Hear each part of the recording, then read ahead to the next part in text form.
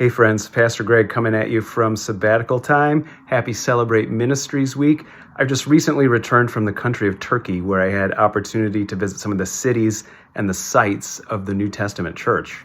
My sister Julie lives in Turkey, only 10 miles from the ancient city of Ephesus.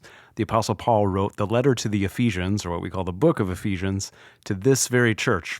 And here's my brother-in-law in front of the modern-day Church of Ephesus. This is their home congregation. It's in a humble storefront. Only 0.1% of Turkish people these days are followers of Jesus. What we call Turkey was called Asia Minor in Bible times and was the hothouse of growth in the early days of the church.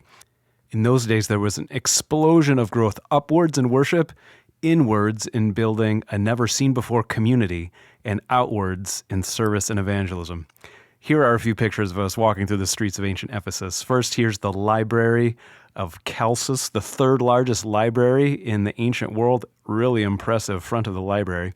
Here's an amazing mosaic street, tiny tiles paving an entire roadway.